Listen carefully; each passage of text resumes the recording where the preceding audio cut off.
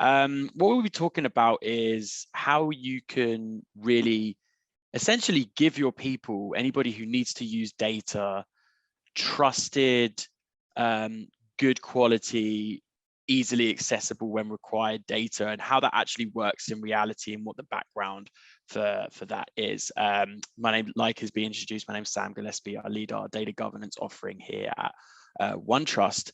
And this was born out of what we saw as an increasingly kind of complex issue that, of course, I'm sure you're all aware of much more than I am, but is something that is universal in terms of the complexities that come with data and with big data.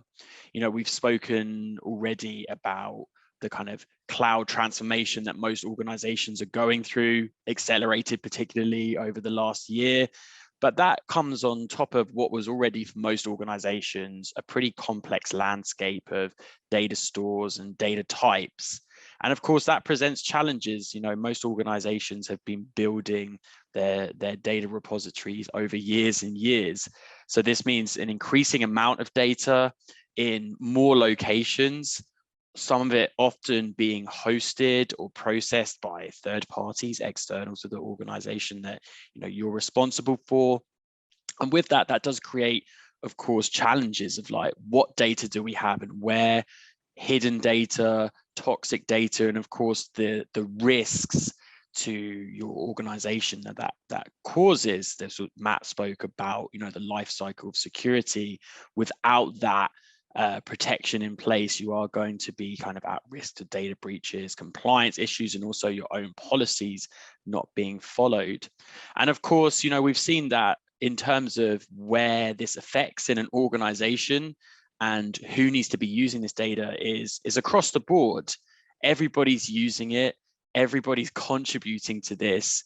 So when you're going through your kind of transformation process, for all these different teams that need to be using data for whatever processes they're kind of facilitating, we want to make sure that this kind of almost jumbled mess of data that we have in these different locations of different types, we want to kind of streamline that into a way that people can be sure that the data that they're using for whatever process, whether it be tailored outreach for marketing or, like the example there, need for smarter call routing, that the data that they are using for that the individual team can trust that data. And this is on top of the fact that business data is active and ever evolving, as you can see in the diagram there. We're seeing that, the flows of data is increasing in terms of more kind of data moving consistently between systems, being transformed, being transferred to third parties. We're seeing more growth in the use of data. Of course, everybody's using more and more SaaS applications. We're a SaaS application, so we want to encourage that. But how that's kind of working on top of the fact that most organizations now do have some form of hybrid cloud environment as well. So what we've got to ensure is that we are using this kind of increased assets that we have, but in a way that is not kind of stifling the growth of the use of data and the innovation of data as well. And this is a really, really fine balancing act that I think most organizations are struggling with. And we're really seeing a huge amount of investment in both time and the use of, smarter technology to meet the needs of, encouraging transformation, encouraging the smart use of data, but also meeting our kind of obligations, both our obligations internally, following, our own internal policies when it comes to the use and management of data, but also, there are an increasing amount of both regulatory and framework requirements when it comes to how we use this data. And this is why we kind of promote the idea of, in order for you and the people in your organization to use data more intelligently, we have to ensure that people have access to the data that they can trust, and that is trusted data. And the way that that's achieved is by having that scale of being able to kind of meet your obligations, but also ensure that that doesn't stifle the use of data.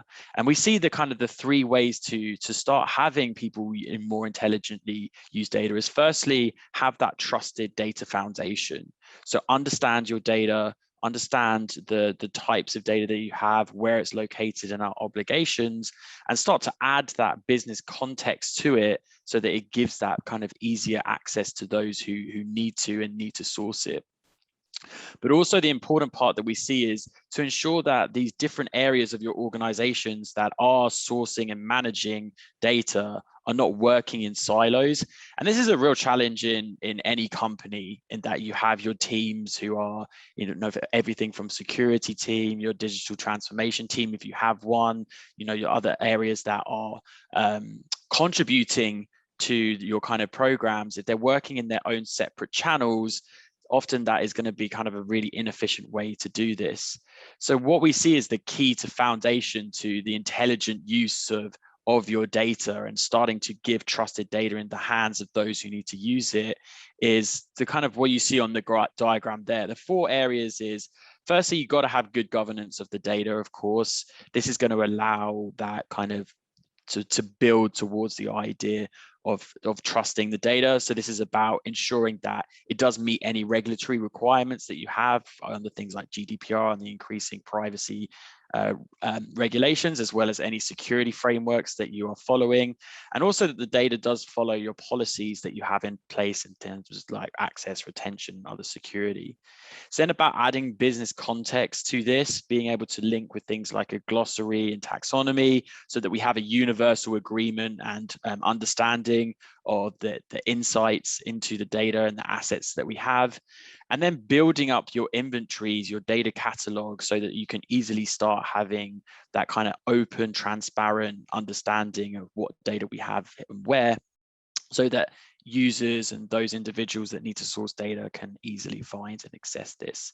So this can only be achieved by having that understanding and actual kind of insight into your actual data, whilst maintaining kind of those other regulatory and internal requirements, as you see on the right there. So if you want any more information about kind of, we have a lot more in-depth blogs and information and details of webinars about this topic, but this is kind of just a very brief overview. Thank you very much for inviting me today.